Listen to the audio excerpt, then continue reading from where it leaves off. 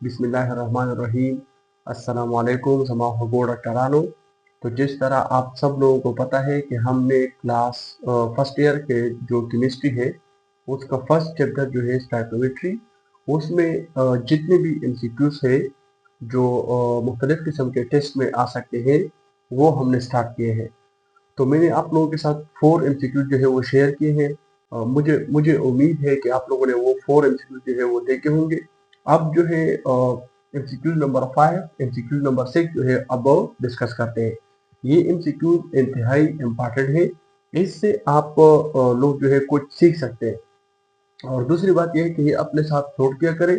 ये मैं जिस तरह के एमसीक्यूज आपको सॉल्व करता हूँ इस तरह एमसीक्यूज खुद बना ले और उसको सॉल्व करने की कोशिश करें, तो आपका कंसेप्ट जो है और भी डेवलप हो जाएगा। तो आज के लेक्चर में हम एमसीक्यूज नंबर 5, एमसीक्यूज नंबर 6 पर डिस्कशन करते हैं। ये एमसीक्यूज इंतहाई इंतहाई इंतहाई इम्पॉर्टेंट है।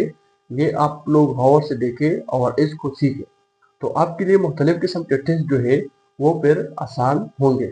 Okay, welcome back command. अब जो है एमसीक्यूज नंबर 5, एमसीक्यूज नंबर 5 को देखो।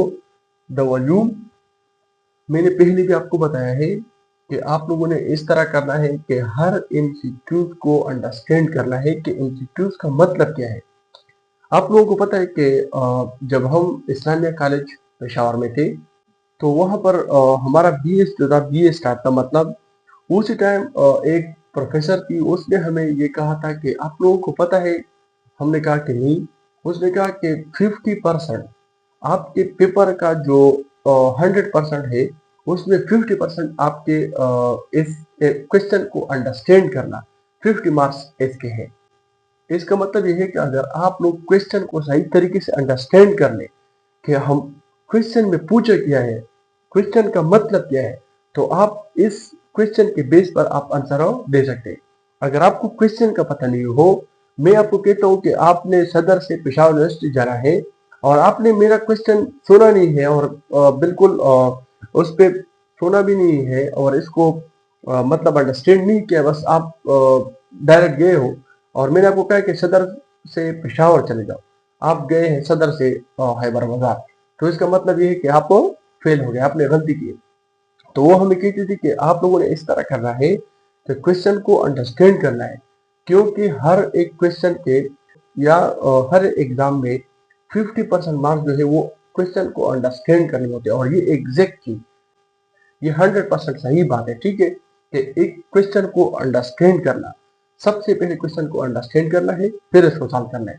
तो पहले एमसीक्यूज को जो है अंडरस्टैंड कर ले कि मतलब एमसीक्यूज का मतलब क्या है, एमसीक्यूज में रिक्वायर्ड क्या है और गिवन क्या है, ठीक है। The volume occupied by 1.4 gram of nitrogen eight STP. तो ये एमसीक्यूज आप लोग गौर से देखें।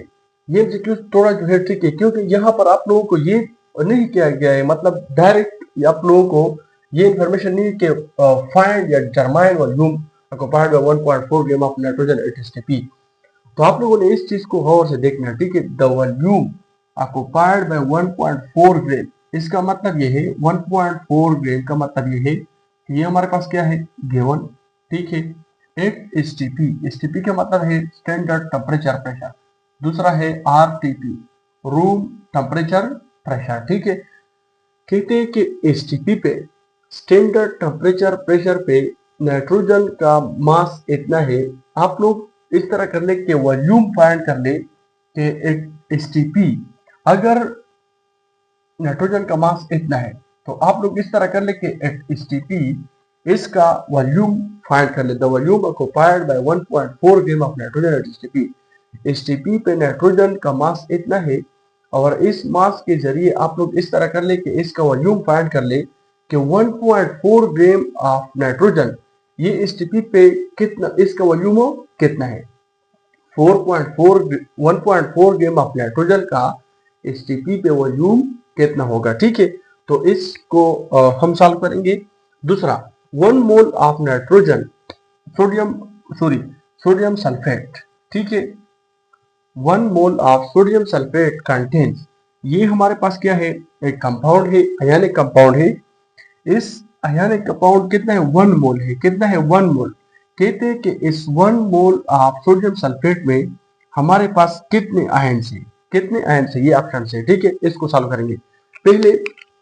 सबसे पहले फर्स्ट एमसीक्यू को देखो, the volume occupied by 1.4 gram of nitrogen eight STP. तो इस एमसीक्यू को आप लोगों ने ये इक्वेशन जो है वो यूज करना है, ये फार्मूला यूज करना है, N is equal to volume divided by 22.4 dm cube. ठीक है, ये फार्मूला है। इस फार्मूले से आप लोग ये एमसीक्यू जो है वो इजीली सॉल्व कर सकते हैं। अब देखिए, वॉल्यूम क्या है, रिक्वायर्ड है। ये तो ऑलरेडी क्या है, गिवन है, लेकिन ये हमारे पास इस एमसीक्यू में नहीं है। तो सबसे पहले आप लोगों ने ये फाइंड करना है। तो number of mole is equal to mass divided by molar mass. हमें ये पता है कि हमारे पास नंबर ऑफ मोल जो है वो हमारे पास बराबर है मास डिवाइडेड बाय मोलर मास। तो इज इक्वल टू मास कितना है 1.4 ग्राम, वो गिवन है, divided by molar mass nitrogen का कितना है, नाइट्रोजन का मोलर मास एक का है 14, तो दो का कितना हो जाएगा 28, तो divided by 28 is equal to, तो इससे आ जाएगा 0.05 मोल, 0.05 मोल।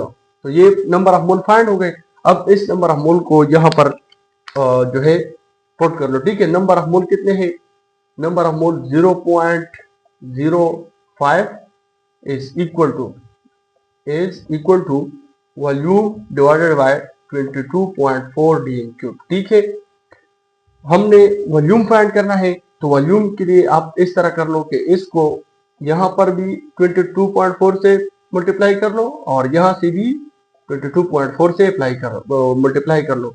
मतलब ये कि 22.4 जो है वो इस साइड भी मल्टीप्लाई कर लो और इस साइड भी, दोनों साइड मल्टीप्लाइड बाय 22.4। तो volume is equal to 22.4 multiplied by 0.05। ठीक है, इससे आ जाएगा 1.12 dm क्यूब। ये आप लोगों का आंसर है। क्या है आंसर?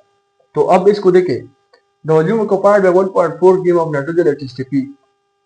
ये मतलब ये क्या है, हमारा करेक्ट ऑप्शन है। ये भी गलत है और ये भी गलत है। ठीक है, ये तो फर्स्ट एमसीक्यू। दूसरे एमसीक्यू को देखो, दूसरा एमसीक्यू जो है वो आसान है। ठीक है,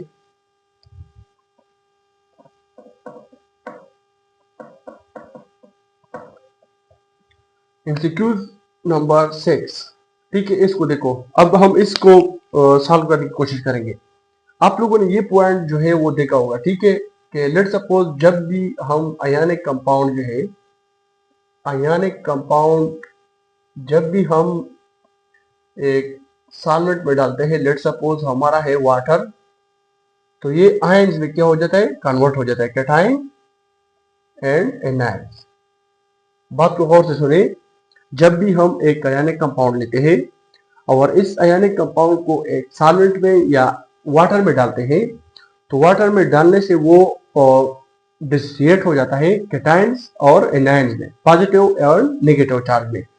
तो ये जो है, अब सोडियम सल्फेट, सोडियम Na2SO4, जब भी हम इसको वाटर में डालेंगे तो ये कन्वर्ट होगा किस चीज में, Na प्लस सल्फेट आयन। ठीक है, समझ आ रही है, नाइट्रोजन सोडियम और सल्फेट आयन में जब भी हम आयनिक कंपाउंड को मतलब सोडियम सल्फेट को वाटर में डालते हैं, तो वाटर में डालने से ये सोडियम आयंस और सल्फेट आयंस में कन्वर्ट हो जाता है।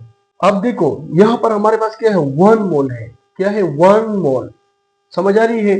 तो इसका मतलब है कि जब भी हम इसका रिएक्शन जो है वो लिखेंगे Na2SO4 कन्वर्टेड NO2SO4 1 मोल। ठीक है, 1 मोल है यहाँ पर। तो Na2 है तो 2Na प्लस हो जाएगा। ठीक है, यहाँ पर सल्फेट आयन 1 है तो 1 सल्फेट आयन प्रोड्यूस हो जाएगा। ठीक है, तो अब देखें, 2 मोल ऑफ सोडियम और 1 मोल ऑफ सल्फेट आयन।